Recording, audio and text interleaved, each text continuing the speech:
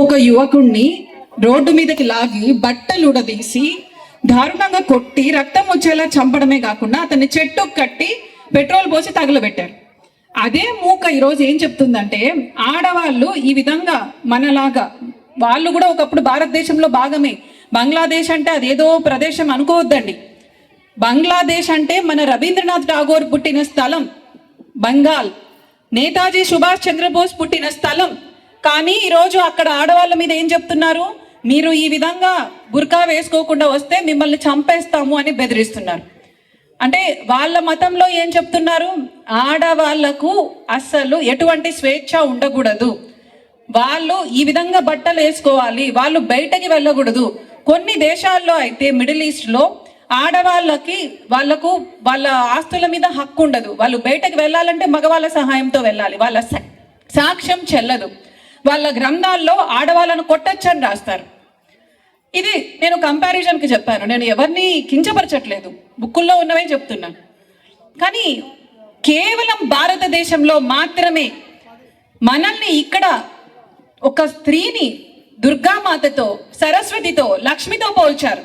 అంటే ఒక స్త్రీ అవసరం వస్తే కత్తి పట్టుకొని చంపడానికన్నా సిద్ధమవుతుంది. అదే స్త్రీ అందరికీ విద్యను ఆపాదించే ఒక సరస్వతీదేవిలాగా ఉంటుంది. అదే స్త్రీ మన ఇంట్లను కాపాడుకొని మన ఇంటిని సౌభాగ్యం కోసం మన కోసం కష్టపడే లక్ష్మీదేవిలా ఉంటుంది.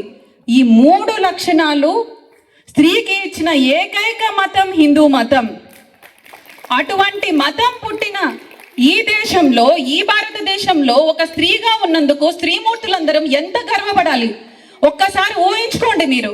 పాకిస్తాన్ అంటే అది ఏదో దేశం కాదు. ఇక్కడ ఎంతమందికి తెలుసు భగత్ సింగ్ గురించి? భగత్ సింగ్ గురించి అందరికి తెలుసు కదా. భగత్ సింగ్ ఎక్కడ పుట్టాడు? భగత్ సింగ్ పుట్టింది ఇప్పుడు లాహోర్. ఎక్కడుంది? అది పాకిస్తాన్లో ఉంది. బంగ్లాదేశ్లో నేను చెప్పినట్టు సుభాష్ చంద్రబోస్ గారు పుట్టారు. కానీ ఈ రోజు అక్కడ ఆడవాళ్ళ పరిస్థితి ఏంటి? అక్కడ కుటుంబాల పరిస్థితి ఏంటి? ఎందుకు తేడా వచ్చింది? భారతదేశం వేల సంవత్సరాల నుంచి ఉంది. మన పురాణాల్లోనే భారతదేశం గురించి చెప్పారు.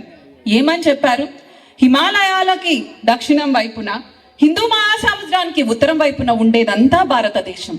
అంటే మనకి ఇక్కడ సముద్రం నుంచి హిమాలయాల వరకు ఉందంతా భారతదేశం. ఇక్కడ ఉన్న వాళ్ళందరూ భారతీయులు. హిందూయిజం అనేది ఒక మతం, లేకపోతే ఒక కులం, లేకపోతే ఈ విధంగా కట్టడి చేసేది కాదు. మనది ఒక సనాతన సంస్కృతి, కాలానికి తగినట్టు మారుతూ వచ్చిన సంస్కృతి. త్రేతాయుగంలో రాముడు ఉన్నాడు, తర్వాత ద్వాపర యుగంలో కృష్ణుడు వచ్చాడు, ఇది కలియుగం. ధర్మం 3 పాదాల మీద నడిచింది, ధర్మం 2 పాదాల మీద నడిచింది, ఇప్పుడు ధర్మం 1 పాదం మీద నడుస్తుంది.